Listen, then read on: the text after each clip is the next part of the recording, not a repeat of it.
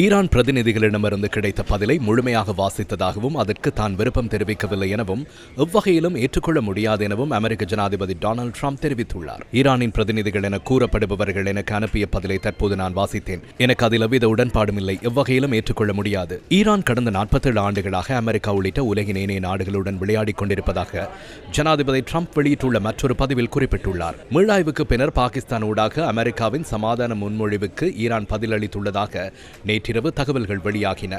Lebanon உள்ளிட்ட அனைத்து மோதல்களையும் உடனடியாக முடிவுக்கு கொண்டு வருதல், ஈரானிய துறைமுகங்களை முடக்கும் நடவடிக்கைகளை நிறுத்துதல், ஈரானுக்கு எதிராக விதிக்கப்பட்டுள்ள தடைகளை நீக்குதல் உள்ளிட்ட விடயங்கள் ஈரானின் பதிலில் குறிப்பிடப்பட்டுள்ளதாக ஈரானின் தஸ்னிம் ஊடகம் செய்தி வெளியிட்டுள்ளது. இதேவேளை ஈரானிடமுள்ள செறிவூட்டப்பட்ட யுரேனியத்தை 3ஆம் தரப்பு ஒன்றிடம் ஒப்படைப்பதற்கும் ஈரான் முன்மொழிந்துள்ளதாக வால் ஸ்ட்ரீட் ஜேர்னல் செய்தி வெளியிட்டுள்ளது. இதற்கு முன்னர் பாகிஸ்தானும் ரஷ்யாவும் குறித்த யுரேனிய தொகுதிகளை தமது பொறுப்பில் எடுத்துக்கொள்ள விருப்பம் தெரிவித்திருந்தன. இந்த நிலையில் தொலைக்காட்சி நிகழ்ச்சி ஒன்றில் பங்கேற்று கருத்து தெரிவித்த டிரம்ப், ஈரானின் செறிவூட்டப்பட்ட யுரேனிய தொகுதிகளை எந்த நேரத்திலும் அமெரிக்காவினால் பெற்றுக்கொள்ள முடியும் என குறிப்பிட்டுள்ளார். அமெரிக்கா தொடர்ச்சியாக அநீதியான கோரிக்கைகளை முன்வைப்பதாக ஈரான் தெரிவித்துள்ளது. சமாதானத்திற்காக அமெரிக்கா முன்வைக்கும் நிபந்தனைகள் அநீதியானவை மற்றும் பகுத்தறிவற்றவை என ஈரான் வெளிவகார அமைச்சின் ஊடக பேச்சாளர் இஸ்மாயில் பகாஹி குறிப்பிட்டுள்ளார்.